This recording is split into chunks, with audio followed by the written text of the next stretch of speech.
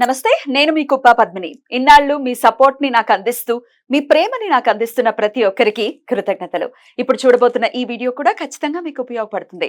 Like, share and subscribe చేసి మీ ఇష్టాన్ని అలాగే మీ సపోర్ట్ ని నాకు అందించండి. అలాగే ఈ వీడియో పట్ల మీ అభిప్రాయాన్ని కమెంట్ సెక్షన్ లో కమెంట్ చేసి నాకు తెలియజేయండి. నమస్తే. నమస్తే, వెల్కమ్ టు అవర్ ఛానల్. నేను పద్మిని. ప్రస్తుతంతో పాటు ప్రముఖ ఆధ్యాత్మికవేత్త, ప్రముఖ న్యూమరాలజిస్ట్, లక్ష్మీ నరసింహస్వామి ఉపాసకురాలు శ్రీమతి స్రవంతి గారు మనతో పాటు ఉన్నారు. మాట్లాడదాం. నమస్తే అక్క. నమస్తే పద్మిని. 22వ తారీఖు శుక్రవారం, కాలభైరవుడు ఉద్భవించినటువంటి రోజు, కాలభైరవ అష్టమి. చాలా మంది శనివారం అని చెప్తున్నారు. దానికి సంబంధించిన క్లారిటీ వివరంగా ఈ వీడియోలో ఉంటుంది. ఎందుకంటే రకరకాల పంచాంగాల్ని ఫాలో చేసే వాళ్ళు ఉంటారు. సో శనివారం అని ఎలా చెప్తున్నారు, మనం శుక్రవారం అని చెప్తున్నాము, ఏమిటి దీనికి? అలాగే కాలభైరవ అష్టమిని అంటే స్వామివారు ఉద్భవించిన రోజు అని అంటే ఎంత పవర్ఫుల్ డే, అవును, మరి ఎట్లా యూటిలైజ్ చేసుకోవాలి మీ ద్వారా? తప్పకుండా చెప్తాను పద్మిని. ఎవరైతే ఇప్పటి వరకు కాలభైరవాష్టమి మేము అసలు చేయలేకపోయామండి అని అనుకున్న వాళ్ళందరూ కూడా చక్కగా కార్తీక మాసం ఈ బహుళ అష్టమి రోజు స్వామివారు ఉద్భవించిన రోజు కాబట్టి తప్పకుండా ఆ రోజు మొదలు పెట్టుకోండి. అష్టమి నాడు స్వామిని పూజించడం అనేది. ఒకవేళ ఇంతకు ముందే మేము ఆల్రెడీ చేశామండి అని అనుకున్న వాళ్ళు కూడా తప్పకుండా ఈ రోజును ఉపయోగించుకోవాలి. ఎందుకు అనంటే ఎలాంటి గ్రహ దోషాలన్నా లేకపోతే గృహ దోషాలు ఉన్నా కూడా తప్పకుండా తొలగిపోతాయి అన్నమాట స్వామివారిని పూజిస్తే. అయితే చాలా ఉగ్రస్వరూపంగా ఉంటారు స్వామి, మనం పూజించచ్చా లేదా అని అనుకుంటే గనక ఆయన చెడుకి ఉగ్రస్వరూపమే కానీ మంచికి కాదనమాట. మనలో ఉన్న ఏవైనా కూడా నెగటివ్ ఇంపాక్ట్స్ కానివ్వు లేకపోతే నెగటివ్ ఆలోచనలు కానివ్వు అలాంటివన్నీ కూడా తొలగింప చేసుకోవడానికి అనువైన పూజ చేసుకునే రోజు కాలభైరవాష్టమి. అలాగే కాలభైరవుడిని తప్పకుండా మనం అందరం కూడా పూజించాలి. ఎందుకంటే మనం అంతా రిలేటెడ్ టు ద టైం. మంచి టైం రావాలి అని అంటే ఆయన పూజ తప్పకుండా చేసుకోవాలి అనేది మనం గుర్తించాలి. అయితే శుక్రవారమా శనివారమా అనేది ఏంటి అంటే చాలా మంది ఏం చేస్తారు అని అంటే సూర్యోదయానికి అష్టమి తిథి ఉండాలి అనేది చాలా ఇంపార్టెంట్ గా చూసుకుంటారు. ఏ పూజను మనం చేసుకుంటే గనక ఆ సూర్యోదయానికి ఆ తిథి ఉండాలి అని చెప్తారు చాలా రోజులు. ఇది అన్నిట్లకి ఆపాదించడం అన్నిట్లకి ఆపాదించకూడదు. ఎలా అయితే మనం చవితి సంకటహర చతుర్థి అనుకుంటే గనక చంద్రోదయానికి చవితి ఉండాలని ఎలా అయితే అనుకుంటామో ఇక్కడ అష్టమి నిశీధి కాలంలో ఉండాలనేది కూడా ఇంపార్టెంట్. నిశీధి కాలం అంటే రాత్రి 10 నుంచి 12 వరకు అనుకో.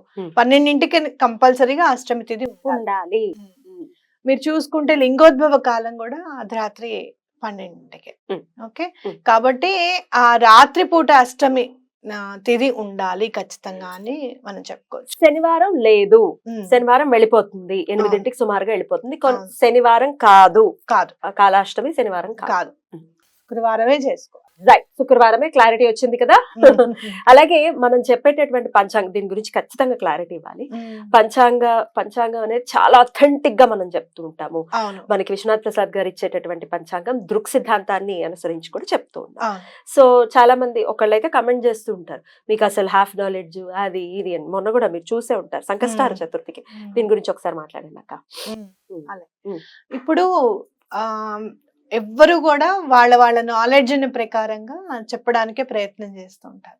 ఇప్పుడు సార్ చెప్పారు అని అంటే ఇది చెప్పమ్మా అని చెప్పి ఆన్లైన్ లో ఇచ్చారు నీకు అని అంటే దానికోసం ఆయన ఎంత పరిశ్రమ చేస్తుంటారు, ఎంత క్లారిటీ ఉంటే ఇది ఖచ్చితంగా ఆన్ ఎయిర్ చెప్పండి అని చెప్తున్నారు అనేది మనం అర్థం చేసుకోవాలి. డెఫినెట్లీ. అండ్ బోల్డ్ అంత రిఫరెన్స్ తీసుకుంటారు అక్క, నాకు తెలుసు కాబట్టి చెప్తున్నాను. బోల్డ్ అంత రిఫరెన్స్ తీసుకుంటున్నారు, కొన్ని ఏళ్ల నుంచి పంచాంగాలు ఇస్తున్నారు. పంచాంగ కర్తే చెప్పినప్పుడు హాఫ్ నాలెడ్జ్ అనుకోవడం చాలా పొరపాటు.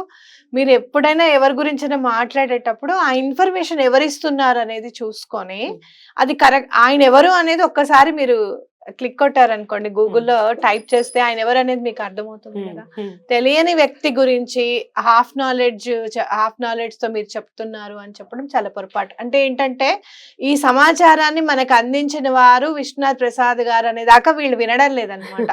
అది నువ్వు చెప్తున్నావనో నేను చెప్తున్నానో అసలు హాఫ్ నాలెడ్జ్ అనే ముందు, ఒక మనిషిని అనే ముందు అసలు ఏంటనేది మనం ఎందుకు చర్చించుకోవాలి, చెప్పారు? చూసుకోవాలి అది. ఆహా, అసలు ఆయన దానికి కాదు, ఆయనని ఫాలో చేస్తున్నాం మనం ఏం చెప్పినా నేను చూసుకుంటాను, డెఫినెట్ గా చూసుకుంటాను తప్పకుండా. ఏంటి ఏం చెప్తున్నారు అని. ఉమ్. మనం వీడియోస్ చేస్తూ ఉంటాము, అవును. దాన్ని ఒక గైడ్ గా తీసుకుని ఖచ్చితంగా ఆ. మనం చేస్తాం. ఇప్పుడు మనం మన videos చేసేదంతా కూడా. కూడా ఆయన చెప్పిన దాన్ని బట్టి దృక్ సిద్ధాంతాన్ని ఫాలో అవ్వడం, అక్యురసీ ఇంపార్టెంట్ కాబట్టి Yeah.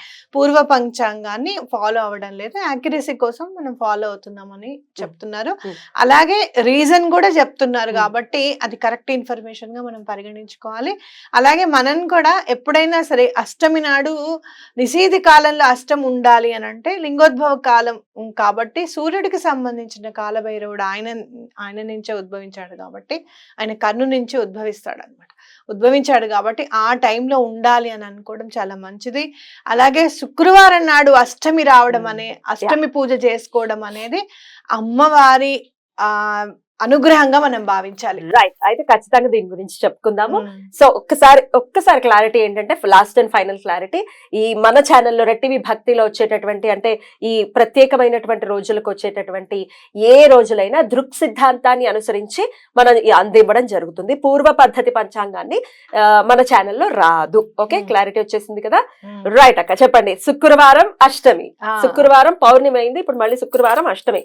అద్భుతం, చెప్పండి ఏం చేయమంటారు? మీరు ఇక్కడ ఎటువంటి పరిస్థితుల్లోనూ అమ్మవారిని కూడా పూజించడం అనేది చాలా ఇంపార్టెంట్. ఈసారి చక్కగా లలితా సహస్రం కానివ్వండి, మహాలక్ష్మి అష్టకం కానివ్వండి, మీకు ఏది వస్తే అది చదువుకోండి తప్పకుండా.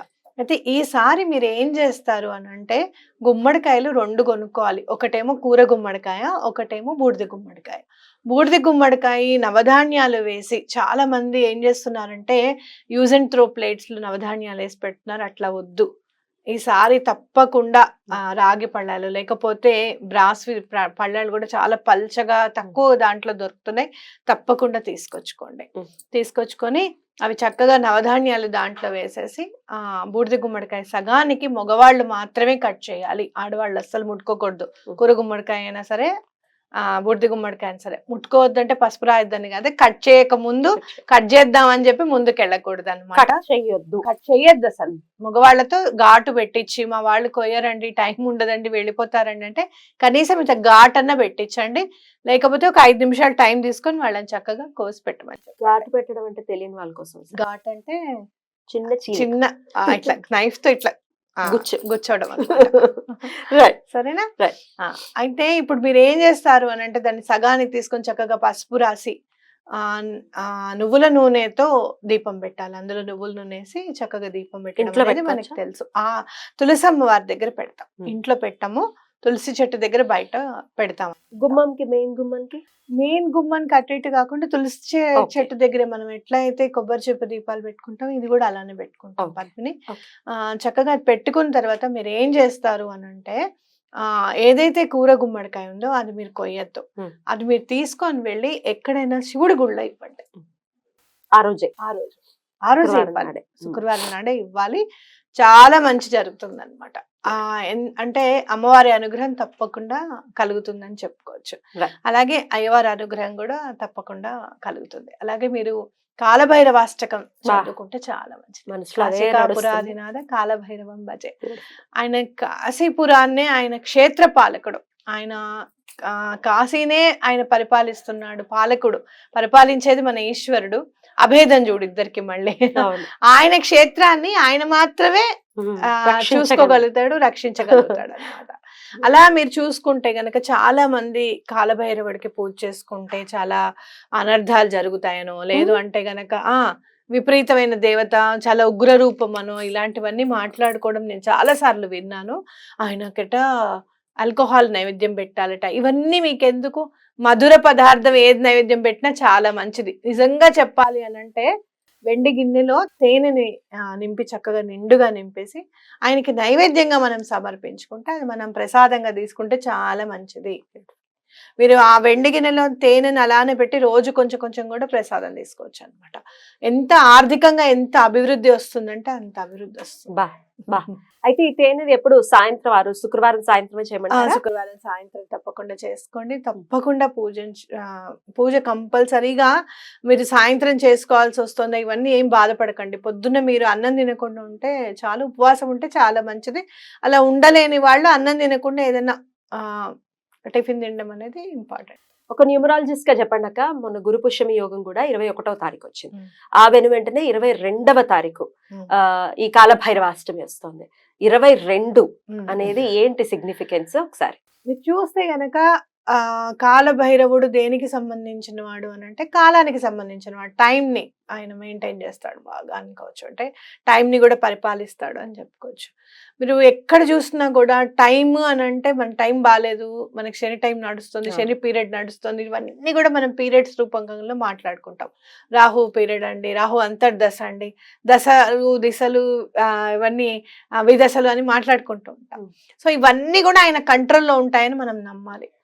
అంటే ఈ 9 గ్రహాలకి సంబంధించినవన్నీ కూడా ఆయన చేతుల్లోనే ఉంటుంది అని మనం నమ్మాలి. 22 నెంబర్ రోజు రావడం అనేది చాలా అదృష్టంగా మనం భావించి ఆయనకి పూజ చేస్తే మన దాంట్లో ఉన్న రాహు ఏ ప్లేసెస్ లో ఉన్నా ఏం చేయాలో అది చేస్తూ ఉంటాడు రాహు. అవును. అర్థమైందా? ఒక్కొక్కసారి చూడు, మనం నమ్మాల్సింది నమ్మకుండా ఏదో వేరేగా నమ్మేసి అయ్యో భగవంతుడు అప్పుడు హింట్ ఇచ్చాడే మనమే కదా ఇలా చేసుకున్నాం అంటే అదే మాయ అనమాట. రాహు క్రియేట్ చేసే మాయ. ఇలాంటి వాటన్నిటి నుంచి మనం దూరం వెళ్ళిపోవాలి అని అనుకుంటే గనక తప్పకుండా మంచినీళ్ళ గ్లాస్ కూడా నైవేద్యంగా పెట్టండి. రాహు ఇష్టపడేది వాటర్ ని, అవునా, చాలా ఇష్టపడతారు. అలాగే మీరు ఏదైనా మంచినీళ్ళు గుళ్ళో డొనేట్ చేయడం కానివ్వండి, ఎవరికైనా మంచినీళ్ళ బాటిల్ కొనివ్వడం కానివ్వండి, చేయండి తప్పకుండా. రాహు చాలా మిమ్మల్ని అంటే మీరు ఎవరినైతే చుట్టుపక్కల వాళ్ళని హానర్ చేయడం రాహుకి చాలా ఇష్టం. అలానే ఇంటికి వచ్చిన వాళ్ళు మంచినీళ్ళు తాగారా అని అడగకుండా ముందే మంచినీళ్ళు తీసుకెళ్ళి ఇవ్వడం అనేది మన పెద్దవాళ్ళు అందుకే మనకి చెప్పారనమాట.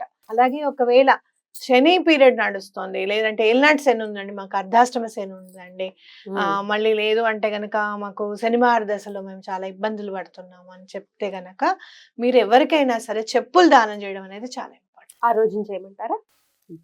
శుక్రవారం నాడు చెప్పులు కొనేసి మీరు గురువారం నాడు చెప్పులు కొంటే చాలా మంచిది. యాక్చువల్ గా గురువారం చెప్పులు కొనేసి పెట్టుకొని శుక్రవారం ఎవరికైనా దానం చేసేసేయండి. లేని వాళ్ళకి దానం చేయడం అనేది చాలా ఇంపార్టెంట్. మనలో మనకు అది కాదు. అంటే ఇంకోటి ఏం చేస్తారు అని అంటే మీ వాళ్ళు ఎవరైనా మీ అక్క చెల్లెళ్ళు కానీ అన్నదమ్ములు కానీ ఉంటే వాళ్ళ దగ్గర ఒక 10 రూపాయలు 11 రూపాయలు మీరు ఇవ్వండి వాళ్ళకి, వాళ్ళ దగ్గర నుంచి మీరు కూడా తీసుకోండి. తీసుకొని మీరు గుళ్ళో దానం చేసేసేయండి. ఆర్థిక ఇబ్బందులు తొలగిపోతాయి, అలాగే అప్పులు తీరిపోతాయి. ఆ రోజు చేస్తే అలాగే మా దగ్గర నుంచి తీసేసుకున్నారని ఫీలింగ్ కాకుండా మీరు కూడా వాళ్ళకి ఇవ్వండి, వాళ్ళది మీరు తీసుకోండి, అది గుళ్ళో ఇచ్చేసేయండి. ఆ డబ్బుని మీకు ఆర్థిక ఇబ్బందులు తొలగిపోతాయి. మాకు అక్క చెల్లెళ్ళు అన్నదమ్ములు లేరు, మీరు ఎవరు లేకపోతే దూరంగా ఉన్నారు, ఇట్లాంటి రకరకాల డౌట్స్ వస్తాయి కదా, అప్పుడు చెప్పండి. అయ్యో చెప్పాలని ఎంత క్యూరియాస్. అలా అంటే గనక మనం నృసింహ ప్రపత్తుల్లో చదువుకుంటాం ఏమని, మాతా నృసింహ, పితా నృసింహ, భ్రాతా నృసింహ, సఖా నృసింహ. మాకు తల్లిదండ్రులవైనా అన్నదమ్ములవైనా స్నేహితుడవైనా నువ్వే స్వామి అని చెప్పి దండం పెట్టుకుంటున్నాం కదా. ఆ లక్ష్మీనరసింహ స్వామి దగ్గర ఒక 11 రూపాయలు పెట్టి 2 11లు పెట్టండి. ఒకటి ఆయనకి మీరు ఇస్తున్నట్టు, ఒకటి మీరు ఆయన దగ్గర నుంచి తీసుకుంటున్నట్టుగా భావించి అది గుళ్ళో వేసేసేయండి. ఆయన కూడా ఈసారి వెళ్ళినప్పుడు ఆయన నీకు సమర్పిస్తున్నానని చెప్పి ఆ గుళ్ళో వేసేసేయండి. సూపర్, ఇది సూపర్ ఆప్షన్. లేని పక్షం ఏం చేస్తా, అడగలేము. ఒక్కొక్కసారి ఏ రెమెడీ చూసారో మమ్మల్ని అడిగారు అని చెప్పి భయం ఉంటుంది కదా. నాది శుక్రవారం, పూర్ణాయనో డబ్బులు అడుగుతున్నారు శుక్రవారం అని చెప్పి ఇవాళ రేపు మనం చూస్తున్నాం తోబుట్టులు ఎలా ఉన్నారు. భయం అనిపిస్తుంది ఎవరికైనా. కాబట్టి అలాంటివి కాదు అనుకుంటే గనక లక్ష్మీనరసింహ స్వామి దగ్గర ఒక 2 11 రూపాయలు, ఇటు 11 రూపాయలు, అటు 11 రూపాయలు పెట్టి నాయన ఇదిగో నువ్వు తీసుకో, ఇదిగో నేను నీ దగ్గర నుంచి తీసుకుంటున్నానని చెప్పి మీరు ఇక ఆయన అంటే ఇక లక్ష్మికి అధిపతి. వాళ్ళు చదివితే నాకు భలే ఆనందం అనిపించింది అనమాట. 2 చేతుల్లోనూ శంకు చక్రాలు పెట్టుకుని ఎడం చేత్తో చక్కగా ఒద్దికగా లక్ష్మీ అమ్మవారికి ఇలా పట్టుకొని ఇంకో చేత్తో అభయం ఇస్తూ అంతకు మించి ఇంకేం కావాలి మనకి. అంతే, బ్యూటిఫుల్, చాలా అద్భుతంగా వివరించారట. లేకపోతే తత్సమానులు ఇప్పుడు మీరున్నారు, ఉమ్. మనం ఒకే కడుపులో నుంచి పుట్టలేదు ఆ. కానీ తత్సమానులు మీరు, ఆ, మీ నుంచి తీసుకోవచ్చు. తప్పకుండా తీసుకోవచ్చు. ఓకే, మంచి మనసుతో ఇచ్చే వాళ్ళు ఎవరైనా సరే, మీ అప్పులు తీరిపోవాలి, ఇదిగో నేను ఇస్తున్నాను తీసుకో అని చెప్తే వాళ్ళకంటే ఇంకా మనకి ఎవరు అదృష్టవంతులు కావాలి. మీకు ఎవరు? తెలుసా, నేను చాలా ఇట్లా లైమ్ లైట్ లోకి వచ్చే మునుపు ఒక గాజులు కొనుక్కుందాం అని చెప్పి ఒక షాప్ కి వెళ్తే అనుకోకుండా ఆయన లెక్క వేశాడు. లెక్క వేసి 5 రూపాయలు ఎక్కువ వేశారు. ఈ ఫోన్ పే గూగుల్ పేలో చేశాను. చేస్తే ఆ 5 రూపాయల కాయిన్ ఆయన తీసి చాలా మెరిసిపోతుంది. ఆ కాయిన్ అసలు కొత్తది. అమ్మ 5 రూపాయలు ఎక్కువ వేసేసాను, ఇదిగో అని చెప్పి ఆయన గల్లాపేట నుంచి తీసిచ్చి నా చేతితో నీకు ఇస్తున్నానమ్మా, నువ్వు చాలా వృద్ధిలోకి వస్తావని చెప్పి నన్ను ఆశీర్వదించారు. నాకు గుర్తొచ్చినప్పుడల్లా కూడా నేను థ్యాంక్స్ చెప్పుకుంటాను ఆయనకు మనసులో. Beautiful. అట్లా మనని ఆదరించే వాళ్ళందరూ కూడా మనకి భ్రాతృ సమానులే. అంతే కదా, అంతే కదా. రైట్. సూపర్ అక్క, ఉమ్. చాలా అద్భుతంగా చెప్పారు. ఫ్రైడే రోజు కలుస్తాం మిమ్మల్ని. తప్పకుండా తప్పకుండా కాదు పద్మిని, నీకంటే ఎక్కువ ఏం కాదు. Thank you so very much. కాలభైరవాష్టమిని ప్రతి ఒక్కరూ కూడా వినియోగించుకోవాలి. ప్రతి మాసం చేసేటటువంటి అష్టములు ఒకెత్తు, అందరూ కూడా యూటిలైజ్ చేసుకోవాలని మనస్ఫూర్తిగా కోరుకుంటూ కృతజ్ఞతలక్క. నమస్తే.